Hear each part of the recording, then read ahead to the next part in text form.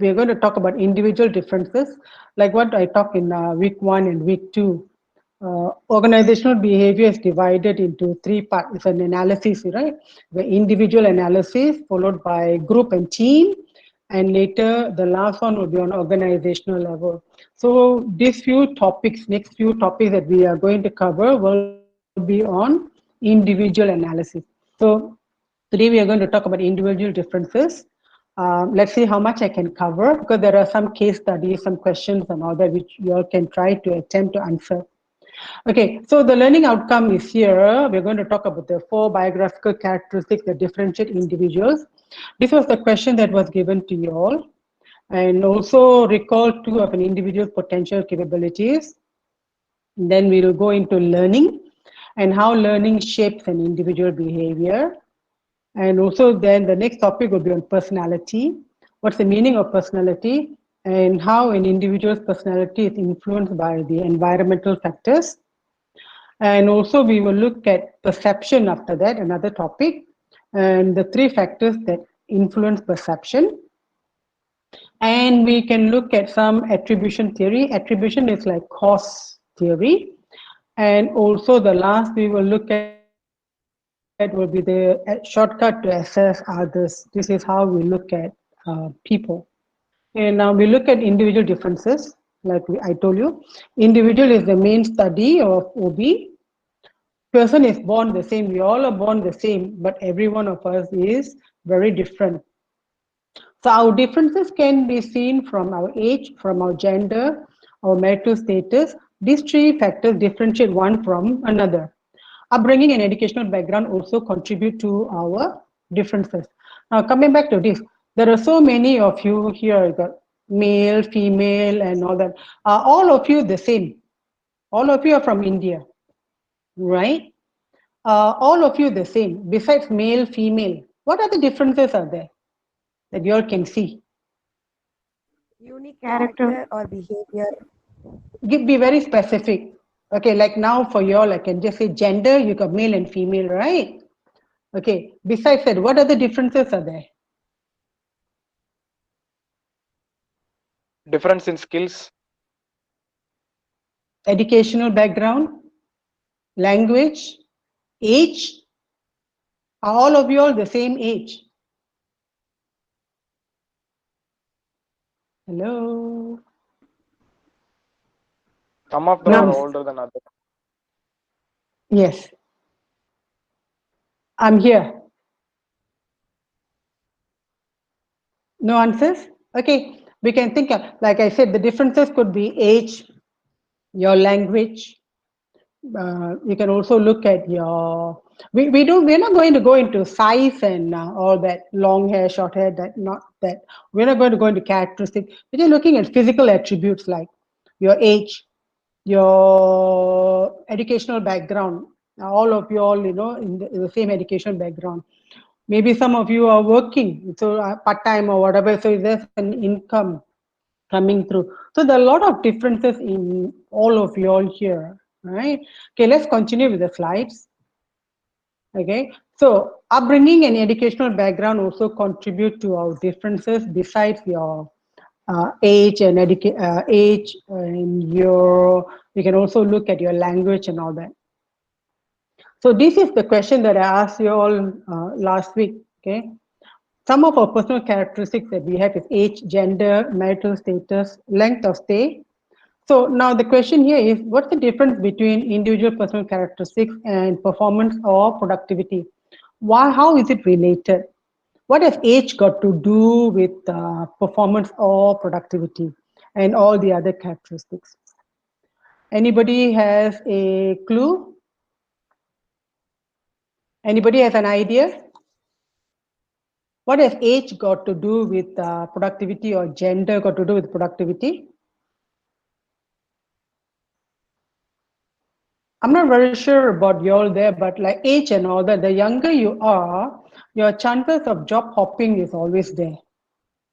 So the older people like us, we like to stay put in one job because of security and everything.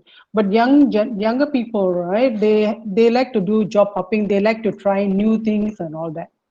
And also, so in that sense, productivity will be affected in an organization, because once you tend to job hop, your performance, your productivity will be affected. As in the case of those who are slightly older, they have a lot of experiences and everything, and they like to stay in their own environment. Now, one of the other thing is that doesn't mean that, but when you talk about age also, younger people like you all have a lot of new ideas, fresh ideas, and that you can contribute to the organization, which can actually help in your performance as well as the productivity. Whereas the older generation, I mean the older people, the older ones, they are more like, in some of them are like in their comfort zone.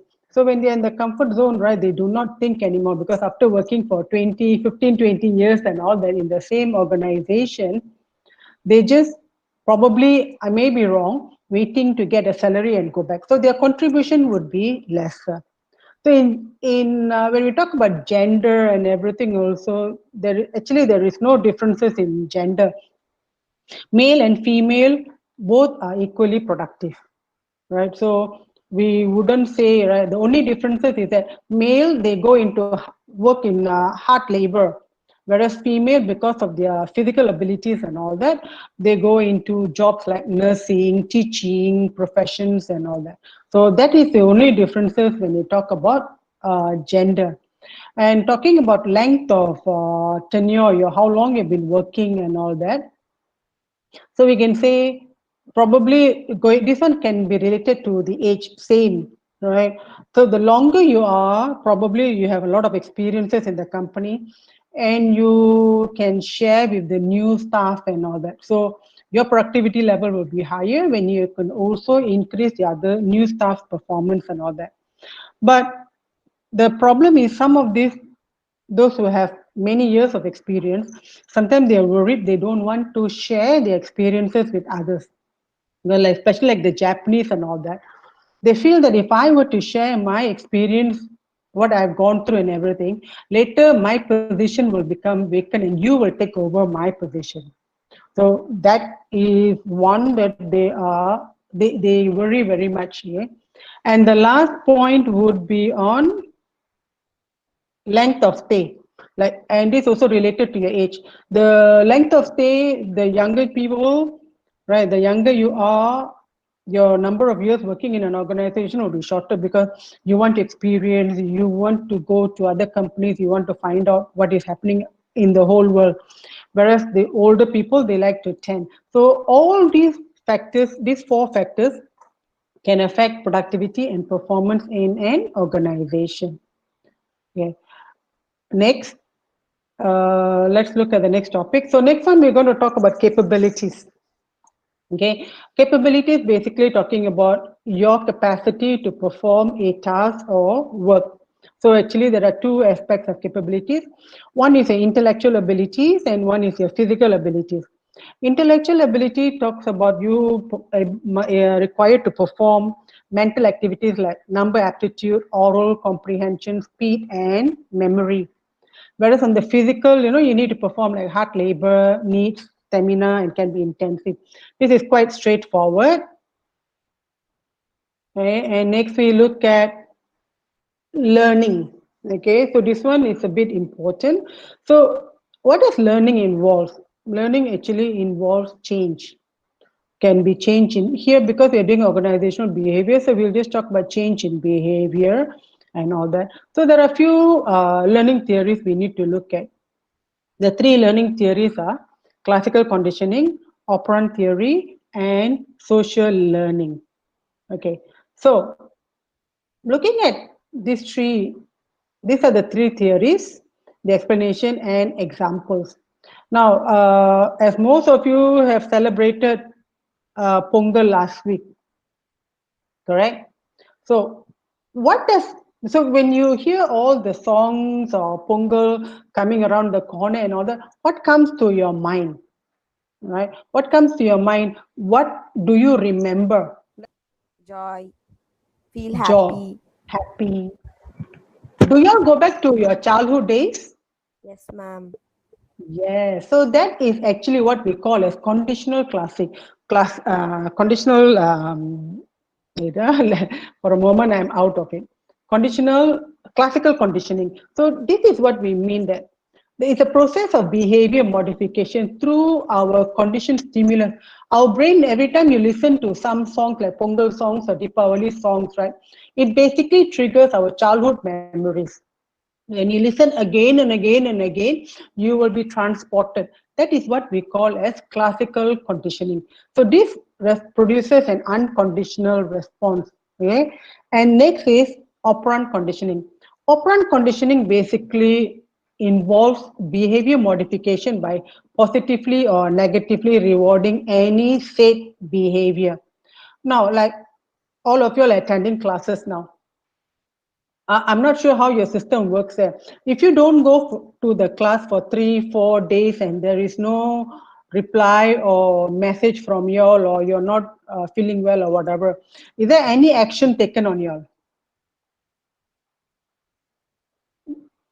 Class? Yes, ma'am. Anybody? Sorry? Will you be Yes, ma'am. barred from your exam? Or will you be not be able to enter your class? No? Ma'am, faculties will ask, what's the problem? Why didn't you attend the class like that? So if there is, say, for example, there's no valid reason or whatever, nothing happens. Okay. Like certain schools and all that, what they will do is they will bar the student, right? So what I'm relating to is that when you're actually working and all that, you know that if you do not go to work for a few days, what action will be taken, right? The same token, when you go to work and you do your job, you're very hardworking, you do a lot of teamwork, this and that, you know what are your rewards given to you, right? And this is what we call as operant conditioning, okay? Where your behavior modification by positively or negatively rewarding any said behavior. So an example will be, you as a person, right, you will avoid a particular behavior if you have been punished for performing that behavior. So on the other hand, if someone is rewarded, one of your colleague or one as a student, if you are rewarded for performing a task well, he or she will continue to strive and work harder, right? So that is what we mean by operant conditioning, okay? Modification by positively or negatively rewarding any said behavior. The last one is social learning. This one is very common. All of us learn. Who is your first teacher? Class. Who's your first teacher? My LKG, ma'am, Krishanthini, ma'am. LKG. Not your parents, not your mother? Yes, ma'am. My mom too. Exactly. Your mother is the first teacher. And besides your mother, you have your friends, right? Your teachers, your friends, people around you, your environment. All these, right, provides you an environment for social learning. So you as an individual, we can also learn by observing the outcome of other people's behavior, shared or experience of other people, right? So when you are younger, right, if you want something, what do? You cry and all that, you will get something. So that is an example of social learning.